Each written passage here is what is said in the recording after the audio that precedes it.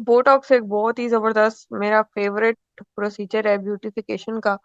अगर मुझसे कहा जाए कि हर महीने बोटॉक्स करवा लो तो मैं तो जरूर करवाऊं।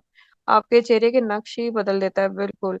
आपकी आंखें छोटी से बड़ी कर लेता है, आपका नाक पीना हो रहा है एज के साथ नीचे गिर रहा है इसको ऊंचा कर देता है। चौड़ाई आपके नाक की कम कर देता है। नोस्ट्रिल्स में जो आपकी होती है फ्लेयरिंग खत्म कर देता है। आपकी लिप्स लिप लिप कर देता है, फिलर की जरूरत ही नहीं है। और आपका जो फेस जो है उम्र के साथ साथ नीचे गिर रहा है उसको ये लिफ्टिंग कर देता है। एक Botox alone he her procedure के ऊपर भारी है। बहुत ही ज्यादा इससे मैंने अभी तक जितने प्रोसीजर देखे हैं जैसे चेहरे पे खूबसूरती आए उसमें बोटॉक्स सबसे अच्छा प्रोसीजर है। और बोटॉक्स और botulinum neurotoxin is a healthy potent neurotoxic protein. देखो ये न्यूरोटॉक्सिक है, इसने न्यूरॉन्स के ऊपर जाके काम करना है और ये प्रोटीन इन नेचर है इसलिए हम इसको फ्रिज में रखते हैं, फ्रीजर में नहीं रखते। एक चीज अगर न्यूरोटॉक्सिक है तो हम इसमें उस पेशेंट को जरूर देखेंगे जो ऑलरेडी तो नहीं कोई इस तरह की बीमारी में से गुजर रहा कि उसकी ऑलरेडी जो है न्यूरो मस्कुलर जंक्शन का कोई प्रॉब्लम चल रहा है, कि अगर हम उसको ये बोटॉक्स दे दें तो कहीं ऐसा ना हो कि उसकी सांसें ही रुक जाए। ठीक है। तो बोटॉक्स परफॉर्म करने के लिए आप लोगों को जो स्टैंडर्ड डाइल्यूशन पढ़ाई जाती हैं आप उस डाइल्यूशन जो है वो बहुत ज्यादा करेंगे और आप पेशेंट के सारा वर्कअप करके फिर परफॉर्म करेंगे क्योंकि इसमें सडन डेथ होती है वो पॉसिबल है। इसीलिए आप लोगों ने जो हिस्ट्री वगैरह है वो अच्छी तरह लेनी है न्यूरोमस्कुलर वीकनेसेस की, माइसीनिया ग्रेविस की, इस तरह के सारे डिसऑर्डर्स। जो बीडीएस डॉक्टर्स हैं उनका ये उनके लिए ये बाएं हाथ का खेल है। लेकिन आप लोगों ने यहाँ पे जो फोकस जिस चीज पे करना है वो ये करना है कि आप पेशेंट की हिस्ट्री ले लें। क्योंकि अगर ये न्यूरोटॉक्सिक है तो अगर अगर आपकी ऐसी नर्व्स जो आपके रेस्पिरेटरी सिस्टम को कंट्रोल कर रही हैं वो इफेक्ट हो गई, तो या आपकी ऐसी नर्व्स जो आपके विजन को कंट्रोल कर रही हैं, तो फिर आप तो गए ब्लाइंडनेस या डेथ। उसके बाद आप भूल जाएं कि आप कभी दोबारा क्लिनिक में बैठने लगे। It prevents the release of produce by the bacterium clostridium botulinum and related species. Clostridium botulinum से जैसे हम ये बनाते हैं ना हम इंसुलिन पीसीआर मेथड से, वैसे ये बनता है लैब्स में। और it prevents the release of neurotransmitter acetylcholine. Acetylcholine की रिलीज को ये ब्लॉक कर देता है। अब वो जो व्हीट पिल्स खाने से डेथ होती है जिसमें 100% डेथ होती है वो कौन सी चीज है? वो है अम, जो व्हीट पिल्स खाते हैं वो एसिटाइल कोलिन एस्टरेज इनहिबिटर है। ठीक है, यानी कि हमने उधर भी न्यूरोमस्कुलर जंक्शन पे ही सिर्फ जाके काम किया था और पेशेंट की डेथ हो गई थी जो सुसाइड पे अटेम्प्ट करते हैं। ठीक है। तो याद रखें ये कोई ऐसे मजाक नहीं है, ये बहुत सीरियस है। इसमें अपने आप को बचाने के लिए आप ना डाइल्यूटेड यूज करें। It prevents the release of neurotransmitter acetylcholine from the axon endings at the neuromuscular junction, thus causing flaccid paralysis. Flaccid paralysis करवाता है ये स्केलेटल मसल्स के। कैसे करवाता है? केमिकल डीनर्वेशन करा के। केमिकल डीनर्वेशन कैसे होती है? एसिटाइलकोलिन की रिलीज ही नहीं होने दी। जब एसिटाइलकोलिन की रिलीज ही नहीं होने दी तो नर्व जो थी वो मसल को सिग्नल न्यूरोमस्कुलर जंक्शन पे कैसे दे रही थी? बोल के तो नहीं दे रही थी ना, कोई केमिकल के थ्रू ही दे रही थी, वो केमिकल ही हमने रिलीज ना होने दिया।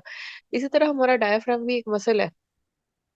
इसी तरह हमारे लेरिंजियल मसल्स हैं। अगर हमारे वहां पे हम चले जाते हैं अपनी इसको लेके बोटॉक्स को, तो पैरालिसिस और डेथ जो है हमारे लिए, अगर डायफ्राम की पैरालिसिस हो गई या लेरिंजियल मसल्स की पैरालिसिस हो गई तो सांस कैसे आएगा? डेथ भी हो सकती है। ठीक है। 3% केसेस में सर्टेन डेथ हुई भी है दुनिया में बोटॉक्स जब हो रहे होते हैं क्लिनिक्स पे। ये देखिए जी, बोtulinum टॉक्सिन टाइप ए। यहाँ पे आपने याद ये रखना है कि टाइप ए, बहुत से वेंडर्स आपको कहेंगे ए और बी का मिक्स ले लो हमसे, आपने वो नहीं लेना। आपने सिर्फ ए लेना है, 100 यूनिट्स पर वाइल। ठीक है, 100 यूनिट्स पर वाइल। 50 यूनिट्स वाला नहीं ले लेना, वो कहेंगे नहीं आप 50 ले लें, वो आपको महंगा पड़ेगा। 100 यूनिट्स की डाइल्यूशन आपको पढ़ाई जाएगी, 100 यूनिट्स पे रहना है और टाइप ए ही सिर्फ लेना है। इस तरह की वाइल आएगी, इसको आपने फ्रिज में रखना है।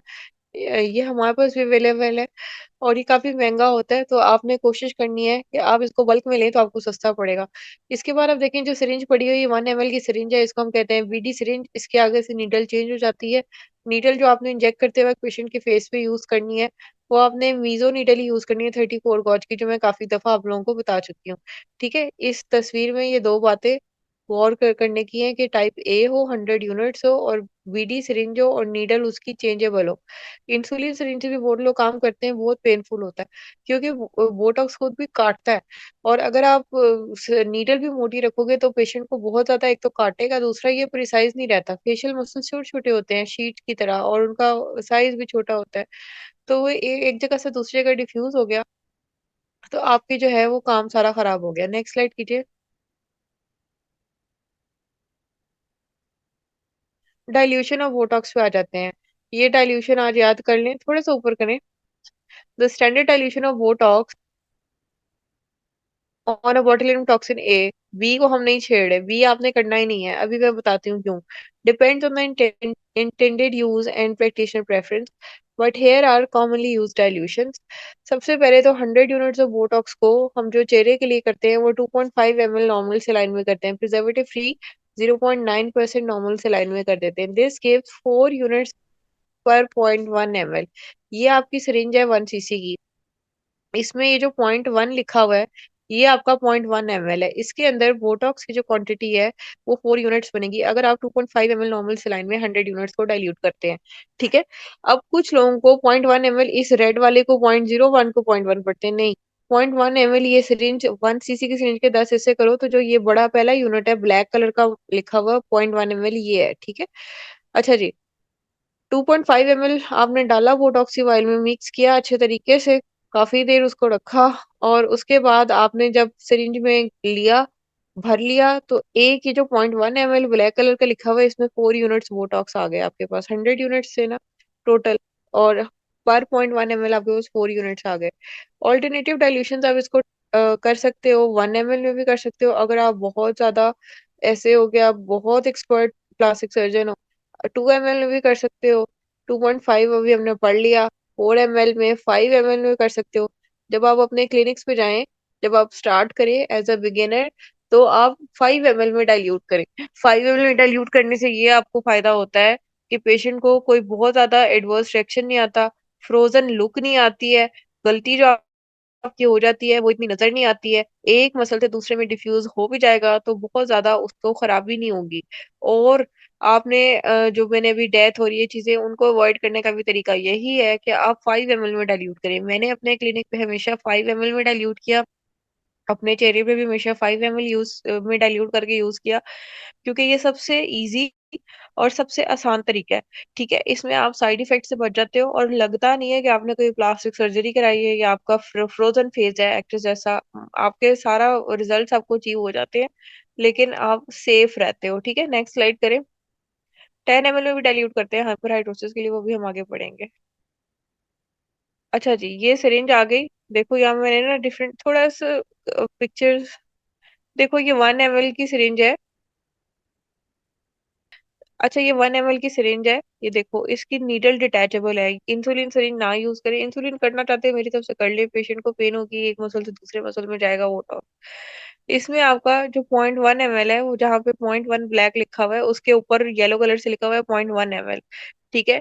ये दोबारा से आपको एक डायग्राम दिखा दी गई है ताकि आप याद रखें ये 0.1 ml कौन सा होता है। हर जगह में आपने 0.1 ml से ज्यादा इंजेक्ट नहीं करना। अगर आप 0.2 ml कहीं भी इंजेक्ट कर देते हैं, जो ये येलो में लिखा हुआ है 0.2 ml लाइट येलो कलर में, तो जो इतना ज्यादा बोटॉक्स है सोल्यूशन है वो मसल के अंदर कंटेन नहीं होता, वो डिफ्यूज कर जाता है दूसरे दूसरे मसल्स में जिसमें आपने बोटॉक्स नहीं करना होता। सात सात फेस के मसल्स पड़े होते हैं, एक में करना है और उसके 0.5 सेंटीमीटर में आपने नहीं करना। ठीक है। डिटैचेबल नीडल यूज करें। अब आप ये देखें, एक और तस्वीर है ये नीचे, ये रेड लाइन हमने शो कराई है कि देखो 0.1 ml ये नहीं है कि आपने एक दो यूनिट्स बस बड़ी बेहतियाती से आपने थोड़ा सा भर लिया तो ये पॉइंट नहीं। 0.1 ml पूरा आप उसके 0.1 पे जाएंगे। ये देखें, अगर आप इंसुलिन सिरिंज यूज करते हैं तो यहाँ पे 0.1, 0.2, 0.3, 0.4, 0.5, 0.6, 0.7 की बजाय 10, 20, 30, 40 लिखा होता है। तो वो यही बात है, हर जो 10 है वो 0.1 ml है, 20.2 ml, कहीं पे भी आपने 0.1 ml से ज्यादा इंजेक्ट नहीं करना। 10 दफा बता रही हूँ, याद रखिए इस बात को। नेक्स्ट स्लाइड कीजिए। टाइप 1 और टाइप बी बी में फर्क देखते हैं। इसमें आप सबसे पहले आप आ जाए ड्यूरेशन पे। टाइप नीचे ड्यूरेशन, टाइप 1 जो होता है वो टाइप ए जो है ये 16 वीक्स लास्ट करता है और जो टाइप बी है वो 12 to 16 वीक्स लास्ट करता है। तो एक ही हाफ लाइफ लंबी है, पेशेंट को 4 महीने का सुकून है। अगर मिक्सचर होगा तो 50% अंदर टाइप बी डला होगा तो वो 12 हफ्ते 3 महीने में उसके वो काम खत्म हो जाएगा, ठीक है। तो ए सिर्फ यूज करना है। अब साइड इफेक्ट्स में आके देखें नीचे, localise pain, swelling, bruising, headache, dryness of eyes, drooping of the lids and brows, crooked smile. और बी में देखें, ड्राई माउथ, नोजिया है और लोकलाइज पेन और मसल वीकनेस है, अपसेट स्टमक है, हेडेक और जॉइंट एंड बैक पेन है, ड्राउजीनेस है, ड्रूपिंग आईलिड्स है। ये सारा कुछ पेशेंट को पहले ही बता दें, बड़े बड़े प्लास्टिक सर्जन भी जब ये परफॉर्म करते हैं तब भी ये हो जाता है। तो पेशेंट्स को पहले ये साइड इफेक्ट्स बता दें और उससे कॉन्सेंट आप ले लें। अगर होगा तो उसका जिम्मेदार वो खुद होगा।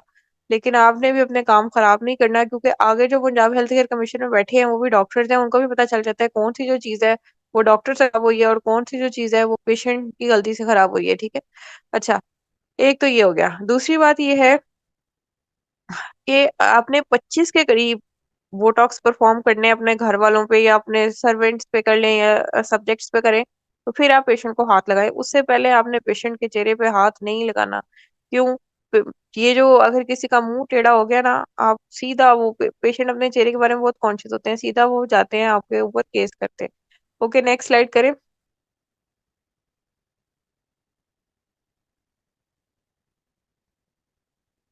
ये इसका मैकेनिज्म ऑफ एक्शन है। The botulinum toxin, the most potent neurotoxin, produces paralysis by blocking the presynaptic release of the neurotransmitter acetylcholine at the neuromuscular junction with the reversible chemical denervation of the muscle fiber, thereby inducing partial paralysis and atrophy. Flaccid paralysis कराता है, partial paralysis कराता है, atrophy, disuse atrophy हो जाती है, एक muscle use ही नहीं हुआ इतने अरसे, 4 महीने वो यूज ही नहीं होगा तो फिर उसमें एट्रोफी भी शुरू हो जाएगी। इसलिए हम एक दफा बोटॉक्स करवाते हैं तो अगला हमें 4 महीने के बाद करवा लिया या 6 महीने बाद करा लिया तो अगला हमें साल बाद कराना पड़ता है। कभी भी रिंकल्स उतने वापस नहीं आते जितने शुरू में ओरिजिनली थे, क्योंकि मसल में डिसयूज एट्रोफी होती जा रही है। अब आप देखो, ये बोtulinum टॉक्सिन ए है जिसमें बड़ी सी डार्क ग्रीन और एक छोटी बारीक सी लाइट ग्रीन चेन है, दरमियान में एक रेड डाइसल्फाइड बॉन्ड है। जब आपने इंजेक्ट किया मसल के अंदर, इधर उधर कहीं नहीं करना, वेन आर्टरी में नहीं जाना, हमेशा आपने जो आपका प्लंजर है सिरिंज का उसको पुल करके देख लेना है आप किसी वेसल में तो नहीं हो। इंट्रामस्कुलर इंजेक्शन है ये, ठीक है। आपने इंजेक्ट किया तो ये जो न्यूरोमस्कुलर जंक्शन था इस पे इसकी अपटेक हो जाती है, इसके रिसेप्टर्स होते हैं वहां पे, ये अपटेक हुई, इसकी एंडोसाइटोसिस हुई। Botulinum toxin A it binds to the receptor and is endocytosed, ये अंदर वजाइकल के गया और दरमियान वाला डाइसल्फाइड ब्रिज टूट गया। जो लाइट चेन थी वो सारा काम करती है, वो निकल के उससे लाइट चेन, पॉइंट नंबर 3 पे देखो, लाइट चेन रिलीज हुई। ये जो लाइट चेन रिलीज हुई इसने तीन चार चीजों को जो था वो कर दिया ब्रेक। एक इसने ये जो रेड और पर्पल कलर का डुएट आपको नजर आ रहा है पॉइंट नंबर 4 पे, ये है स्नैप 25 वैम्प। स्नैप 25 वैम्प को इसने तोड़ दिया। और जो दूसरा ब्लू कलर की आपको चीज नजर आ रही है उसको भी इसने तोड़ दिया, वो है साइनेप्टोब्रेविन। ठीक है, इसने तीन चीजें तोड़ी, स्नैप 25 और वैम्प, और जो ब्लू कलर की चीज थी वो थी साइनेप्टोब्रेविन, इसने उसको भी तोड़ दिया। जब इन दोनों चीजों को तोड़ दिया तो होना ये था कि जो साइनेप्टोब्रेविन था, इसने जो वजाइकल है जिसपे एसिटाइलकोलिन ये रेड रेड डॉट्स हैं, इसको जो है इस वजाइकल की जो फ्यूजन करवानी थी इस मेम्ब्रेन के साथ, जिससे बाहर निकलना था एसिटाइलकोलिन की रिलीज, वो ऐसे करानी थी कि साइनेप्टोब्रेविन ने स्नैप 25 वैम्प के साथ जाके बाइंड करना था और इस तरह से एसिटाइलकोलिन की रिलीज होनी थी। इसने साइनेप्टोब्रेविन को भी तोड़ दिया, इसने स्नैप 25 वैम्प को भी तोड़ दिया। अब ये देखो पॉइंट नंबर 4 पे नीचे लिखा हुआ है कि the light chain cleaves synaptobrevin, SNAP 25 और वैम्प, इन तीनों चीजों को पकड़ के इसने तोड़ दिया। इन तीनों चीजों ने आपस में मिलना था तो एसिटाइलकोलिन की रिलीज होनी थी। एसिटाइलकोलिन पॉइंट नंबर 5 में देखो, synaptic fusion complex does not form. अब ये जो एसिटाइलकोलिन वाला साइकिल था ये आपकी जो नर्व थी, एक्सॉन था, इसके साथ फ्यूज ही नहीं कर सका। तो acetylcholine release block, acetylcholine release block हुई। नीचे देखो मसल पे एसिटाइलकोलिन के रिसेप्टर थे। मसल ने कॉन्ट्रैक्ट कब करना था? आप लोग अपनी आईब्रो ऊपर करो, माथे पे रिंकल पड़ेंगे, ये कब होने थे? जब आपके मसल को एसिटाइलकोलिन मिल रही थी, ठीक है।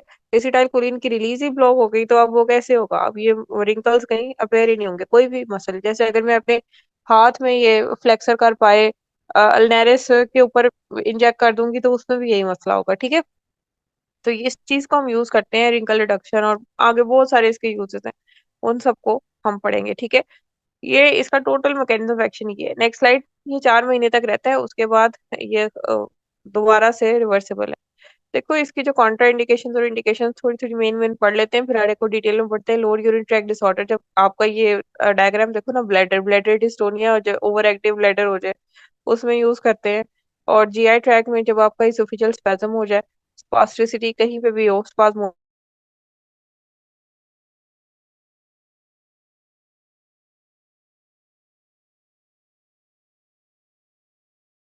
जाता है। चलें जी, ये यहाँ पे आ गए बोटॉक्स फॉर ट्रीटमेंट एरियाज। ये देखो फोरहेड लाइंस हैं, खत्म हो जाती हैं। आईब्रो ऊपर करो आप लोग, आपके माथे पे 3 लाइंस बन रही है, किसी की 2 बन रही है, किसी की 1 बन रही है, खत्म हो जाती हैं। ब्राउन लाइंस गुस्सा करो तो ये 11 लाइंस भी इनको कहते हैं, ये बन जाती हैं।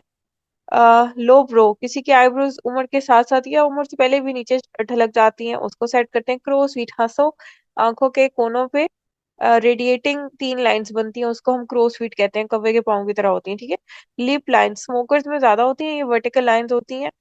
और down turning of the mouth, बिला वजह ही आपका चेहरा ऐसे लगता है कि सैड है। कोने जो है ना आपके मुंह के, वो नीचे को ढल जाते हैं, एज के साथ साथ ज्यादा होता है ये, लेकिन एज से पहले भी हो जाता है। डिम्पल चिन, अपनी चिन को टाइट करो तो ऊपर डॉट डॉट बनते हैं, जैसे किन्नू की स्किन होती है, ठीक है। नेक बैंड, गर्दन पे हॉरिजॉन्टल लाइंस बनी पड़ी होती हैं 3 अदर। बनी लाइंस, ऐसे डस्टबिन को देखते हो तो डिस्गस्टिंग फेस बनाते हो ना, नाक को सुकेड़ो तो नाक के ऊपर आपकी लाइंस नजर आएंगी, ठीक है। तो ये तो है, इसके अलावा भी बहुत कुछ है, ये तो एक पिक्चर है। अभी आगे आगे आप देखो 30-40 हम पॉइंट्स पढ़ेंगे जहाँ पे हम बोटॉक्स इंजेक्ट करते हैं। नेक्स्ट स्लाइड कीजिए। इसमें से जो रिंकल होते हैं ना फेस के, वो उसके लिए 4 पॉइंट्स हैं। ग्लेबेलर, ग्लेबेला क्या चीज होती है, दोनों आईब्रो के दरमियान जो जगह है, इसको ग्लेबेला कहते हैं।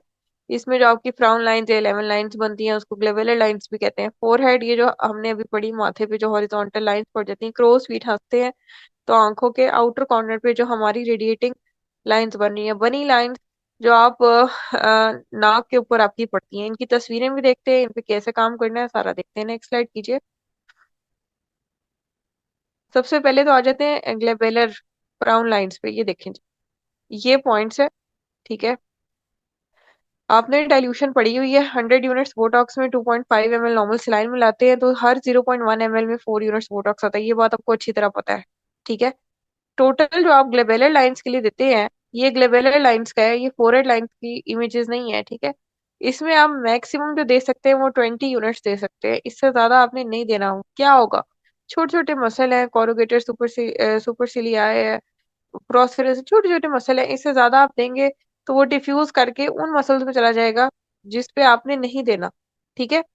अच्छा, इंजेक्शन पॉइंट्स क्या है, 5 पॉइंट्स है टोटल। एक पॉइंट होता है बिटवीन द आईब्रोज, जो पे मसल होता है प्रोसेरस, और 2 पॉइंट्स होते हैं नीच साइड अबव द आईब्रोज, इसको कहते हैं कोरुगेटर, ठीक है। 4 यूनिट्स पर पॉइंट, 4 यूनिट्स कितने एमएल में होते हैं, 0.1 ml में होते हैं। 34 गॉज नीडल यूज की, मस्कुलर इंट्रामस्कुलर इंजेक्शन देना है, यानी कि पूरी की पूरी नीडल अंदर चली जाएगी 4 mm वाली। पहले आपने प्लंजर को पुल करके देखना है, अगर उसमें ब्लड नहीं है तो इंजेक्ट करना है, ब्लड हो तो छोड़ देना है, ठीक है। डीप इंट्रामस्कुलर इंजेक्शन, डीप से मुराद ये नहीं है कि नीचे आपको हड्डी फील हो जाए। 4 mm की नीडल यूज करेंगे, 34 गॉज, तो आप उधर ही रहेंगे जहां पे आपको जाना है। Patient nose frowns to identify muscle and and, पहले पेशेंट से कहते हैं गुस्सा करो, उसकी जितनी लाइन हो उसके मुताबिक, अभी हम पिक्चर से देख के बताते हैं। सिमेट्री आपने मेंटेन रखनी है, यानी कि मिड लाइन से एक तरफ के फासले पे जितने पॉइंट लगाए हैं, जैसे 1 सेंटीमीटर या 2 सेंटीमीटर के फासले पे पॉइंट है, तो दूसरा भी इतना ही होना चाहिए। अवॉइड टू लो और लेटरल टू प्रिवेंट लिटोसिस, अगर आप आईब्रो के बिल्कुल नीचे चले गए, या आपने जो है ना माथे पे बहुत ज्यादा लेटल चले गए आईब्रो के ऊपर, तो लिटोसिस हो जाता है, ठीक है। लिटोसिस हो, यहाँ पे आप चेहरे पे आते हैं तस्वीर पे, फिर आपको नजर आएगा। देखिए, जो पहली हमारे पास इमेज है, इस पेशेंट को हमने कहा गुस्सा करो, तो जो हमारा सेंटर पे पॉइंट था वो था प्रोसेरस, हमने इस पे एक एक, और आईब्रो के जो हेयर, यहाँ पे डायग्राम हम थोड़ी सी ऊपर इसलिए शो किए क्योंकि हेयर के अंदर आप इंजेक्ट, जहाँ पे उसकी हेयरी आईब्रो है, उसके अपर बॉर्डर ही आपका बॉर्डर है, ठीक है। उसका पहले हमने मीडियल बॉर्डर पे एक एक पॉइंट दिया, फिर हमने 1-1 सेंटीमीटर के फासले से एक एक दूसरा पॉइंट लगा दिया। टोटल कितने पॉइंट्स हो गए, 5। ये आपके सिर्फ और सिर्फ ग्लेबेलर लाइन यानी फ्राउन लाइंस को खत्म करेगा। अगर आप थोड़ा सा नीचे देखो, तो हमारे पास यहाँ पे डाइल्यूटेड था, ठीक है। इस पेशेंट को बहुत ही ज्यादा फ्राउनिंग हो रही थी, लेकिन हम हाफ ऑफ द आईब्रो से बाहर नहीं गए, इसको हमने इतना ज्यादा फासला नहीं किया, फासला जरा कम किया, और थोड़ा सा डाइल्यूटेड हमने ज्यादा ब्लू पॉइंट और दे दिया। तीसरा जो पेशेंट था, इसका जो प्रोसेरस था ये जैसे हो गया था, या इसको हमने जो था वो इस पेशेंट ने फॉलो अप के लिए आया था 1 हफ्ते बाद जो फॉलो अप होता है, तो इसमें इसके प्रोसेस के तो हो गए थे खत्म, रिंकल्स, आईब्रो नीचे की तरफ नहीं जा रही थी, लेकिन गुस्सा जो था वो 11 लाइंस ऊपर ऊपर बन रही थी, तो हमने इसके आईब्रो के ऊपर कर दिया। और जो चौथा पेशेंट था, इसके ऊपर हमने जो है इस तरीके से किया, इसकी जरा कम थी, ठीक है। अब देखो इसमें अगर आप 4 यूनिट्स, 2 यूनिट्स, 15 यूनिट्स पे जाओगे तो आप बहुत ज्यादा परेशान हो जाओगे ब्लू, रेड और येलो के डिफरेंस पे। आपने सिंपल जो मैंने आपको डाइल्यूशन बताई है वो करनी है, और जो पॉइंट नंबर 1 है हमेशा आप उसको फॉलो करें, जो आपका स्टैंडर्ड है, ठीक है। उसके बाद, अच्छा जी, उसके बाद 1 हफ्ते के बाद या 3 दिन के बाद, आप लोग 3 दिन पे ही बुला लो, पेशेंट आएगा आपके पास फॉलो अप के लिए, उस पे आप दोबारा से उसको कहेंगे कि गुस्सा करो। अगर उसके कहीं पे कोई लाइन अपीयर होती हुई कोई बच गई हुई तो आप उसके ऊपर इंजेक्शन दे देंगे। जरूरी नहीं है कि एक इसका स्टैंडर्ड फॉर्मूला नहीं है कि आप एक ही सब पे रूल अप्लाई करो, हर इंसान के एक तो फ्राउनिंग रिंकलिंग डिफरेंट होती है। दूसरी बात ये है कि जो रेजिस्टेंट रिंकल्स है, जो स्ट्रॉन्ग है, उन पे हम जो फॉलो अप के लिए देते हैं वो हम पेशेंट को एग्जामिन करके देते हैं कि कहाँ कहाँ पे रिंकल अभी रहता है। तीसरी बात ये है कि पेशेंट जो पहली दफा बोटॉक्स करा रहा होता है उसको ज्यादा यूनिट्स की जरूरत है, दूसरी दफा कम, तीसरी दफा कम। जो यंग पेशेंट होता है जिसका मसल मास बहुत ज्यादा होता है उसके बड़ी स्ट्रॉन्ग फ्राउनिंग होती है, ठीक है। तो जिसका मसल मास ही कम हो, जो एजेड होता है, उसको वीक फ्राउनिंग होती है, ठीक है। तो ये हर इंसान पे वेरी करता है, लेकिन जो नंबर 1 है डायग्राम, ये सबसे कॉमन है जो मैं अपने क्लिनिक पर यूज करती हूँ, ठीक है। एक मिड पॉइंट पे और दो आपने आईब्रो के बिल्कुल ऊपर देना है, जिसमें आपने इनर कॉर्नर पे एक एक पॉइंट और फिर एक पॉइंट उसके 1 सेंटीमीटर लेटरल। एस्थेटिक्स में 1 सेंटीमीटर आपकी 1 फिंगर होती है, ठीक है। नेक्स्ट स्लाइड कीजिए।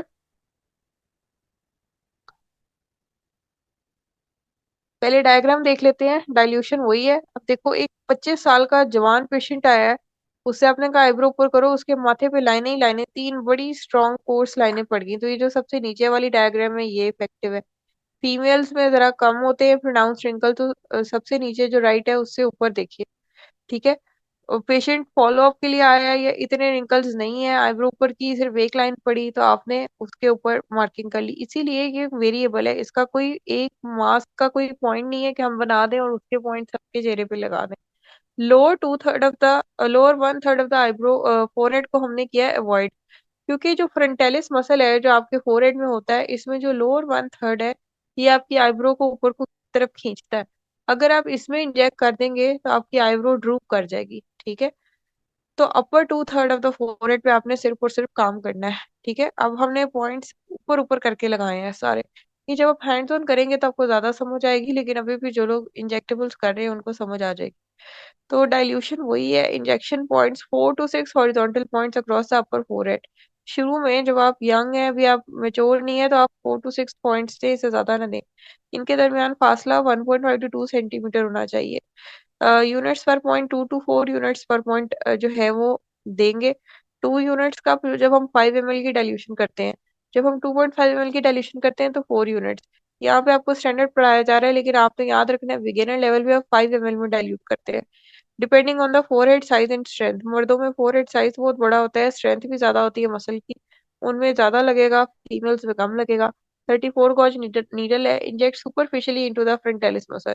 यहाँ पे हमारी टेक्निक चेंज होगी, हमने सुपरफिशियल रहना है, हमने डीप नहीं जाना, नीचे फोरन ही, वरना आपको क्या फील होना शुरू होती है, बोन और पेरियोस्टियम, उधर नहीं हमने करना। Keep injection evenly spaced. ये देखो इन दोनों में आप देखो कि फासला मिड लाइन से दोनों तरफ सेम है, वरना आपके एक तरफ और राइट लेफ्ट एसिमेट्री जिसको कहते हैं वो आ जाती है, ठीक है। और keep always treat glabella together to prevent the brows heaviness और टोसिस। आपने बहुत सी एक्ट्रेसेस का देखा है, Botox gone wrong, Botox gone wrong, गुस्से वाला मुंह बना होता है, वो डॉक्टर के पास जाती है, कहती है बस हमारे ये माथे के रिंकल आप सही कर दें, नीचे ग्लेबेला को करती नहीं है सही। या कुछ पेशेंट आपके पास बड़े बदतमीज से आएंगे, वो कहेंगे बस हमारे पैसे बच जाए, आप बस हमारा फोरहेड कर दें। तो नीचे से जो उनकी आईब्रो है वो ओवर अनस्टॉप्ड स्टिमुलेशन रहती है ना फिर, तो ऐसे गुस्से वाला बल्कि चेहरा बन जाएगा, और यहाँ पे फुलनेस की फीलिंग होगी, जैसे कोई चीज ऊपर, जैसे कोई फिलर ऊपर भरा हुआ आईब्रो के ऊपर, ठीक है। और टोसिस, टोसिस टोसिस जो होता है ना, एक होता है ब्रोटोसिस और एक होता है लिटोसिस। ब्रोटोसिस यानी आईब्रो नीचे गिरना तब होगी जब आप lower one third of frontalis muscle को करेंगे। लिटोसिस आईलेट नीचे गिरना तब होगी जब आप आईब्रो के नीचे जाके काम करेंगे या lateral one third of the eyebrow पे काम करेंगे। इसीलिए आईब्रो पे हमेशा मीडियल रहना, आईब्रो के नीचे नहीं इंजेक्ट करना, सिर्फ ऊपर ऊपर बॉटल लाइन ऊपर पे इंजेक्ट करना। ठीक है, नेक्स्ट स्लाइड कीजिए।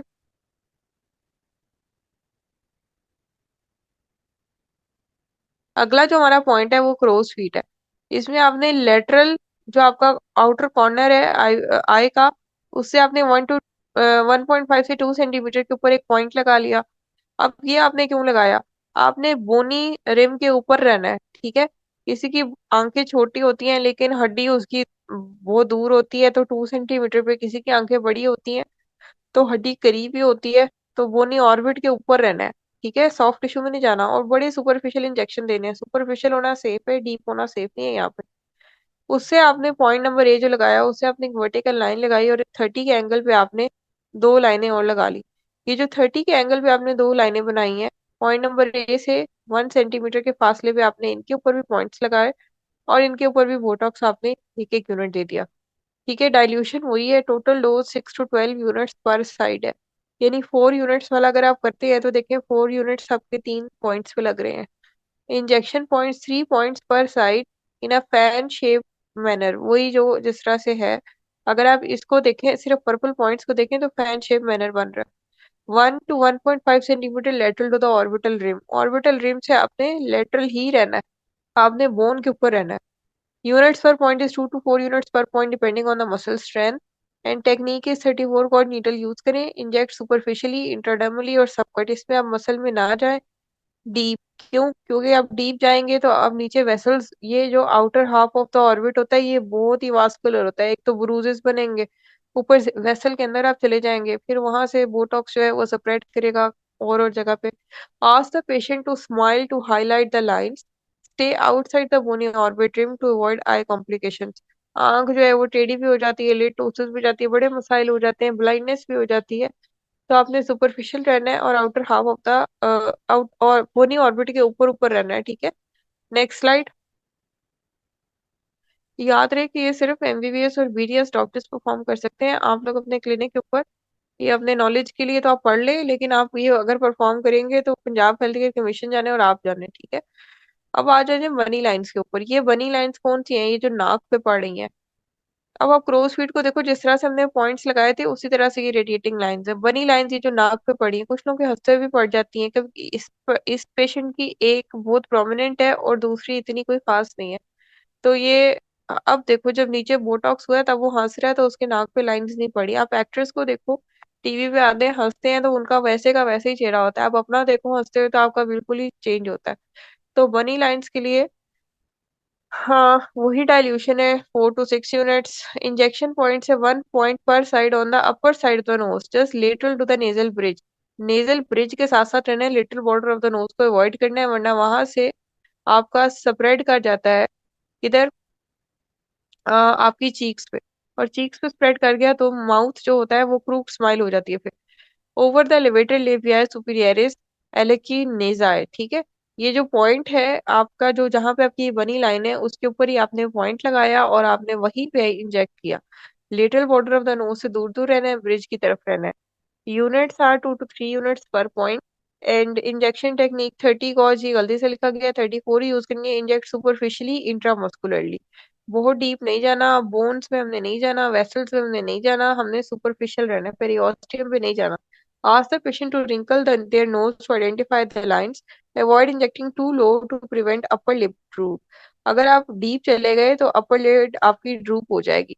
ठीक है, या अगर आप चीक वाली साइड पे little border of the knows की तरफ ज्यादा चले गए तो आपका एक साइड से मुंह जो है वो नीचे को ढलक जाएगा, क्योंकि जो लेवेटर्स एंड लिप्स के वो सारे इधर little border of the knows के साथ चीक पे पड़े। Next slide. बोटॉक्स और फेशियल कंटूरिंग। रिंकल्स यही थे चार। अब आगे फेशियल कंटूरिंग, जिसमें मैसेटर, टेम्पोरालिस, चिन हमारी मेंटालिस मसल है, और नेक पे हम प्लेटिसमल बैंड को देखते हैं। लेकिन जो शक्ल बदलती है वो इनसे ही बदलती है, उससे सिर्फ आपके रिंकल्स खत्म होते हैं। ये आपकी पूरी शक्ल को बदल देते हैं। देखते हैं किस तरह से काम करते हैं। नेक्स्ट स्लाइड कीजिएगा। सबसे पहले मैसेटर पे आ जाएंगे, देखें। राइट साइड पे देखेंगे अक्सर लोगों को हाइपरट्रोफी हुई होती है, ये मेसेटेरिक।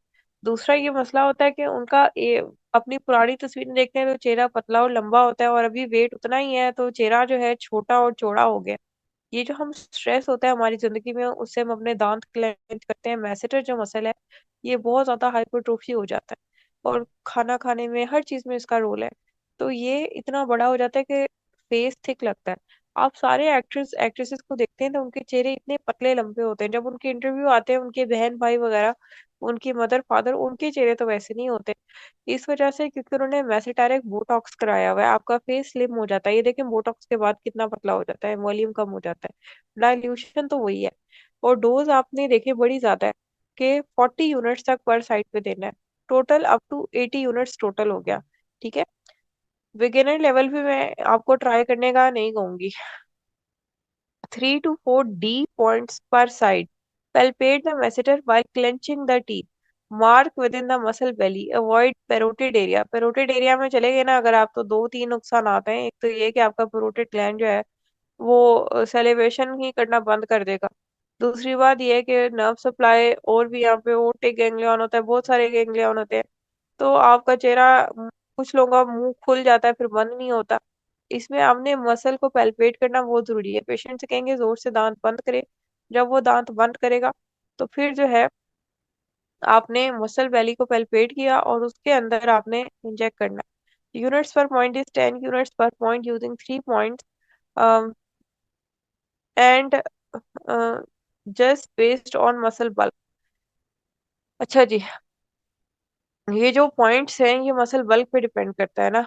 एक यूनिट पे, एक पॉइंट पर आप 10 यूनिट्स दे रहे हो बोटॉक्स, और टोटल आपने 3 पॉइंट्स बनाए, तो 30 यूनिट्स बोटॉक्स तो आप मिनिमम दे ही रहे हो, कम और 40 तक दे सकते हो।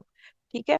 वही 34 गॉज नीडल रखी आपने, और मसल पैल्पेट करने के बाद, और इंजेक्ट किया deep intramuscularly perpendicular to the skin. Needle बिल्कुल सीधी रखी। Stay posterior to the mid line of the face, avoiding affecting the smile. ये जो लिवेटर्स होते हैं, जो हमारे फेस, हमारी लिप्स को ऊपर खींच के रखा होता है, ये जो आपकी मिड लाइन है चीक्स की, उसके मीडियल होते हैं, उसके लेटरल लेटरल आपने रहना है। ठीक है। अगर आप थोड़ा सा भी मीडियल आ गए तो क्या होगा कि आपकी क्रूप्ड स्माइल उस तरफ से मुंह नीचे को गिर जाएगा, डाउन टर्निंग हो जाएगी स्माइल। ठीक है। मसल को पैल्पेट करना इसमें बहुत जरूरी है, जो मैं आपको इधर स्लाइड में नहीं सिखा सकती हूँ, वो आपको हैंड्स ऑन में ही पता चलेगा। Next slide.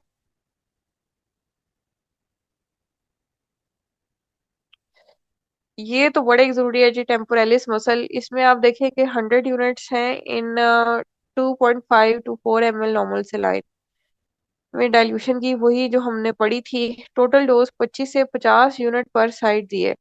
ठीक है। 3 to 5 पॉइंट पर side, fan shape over the muscle.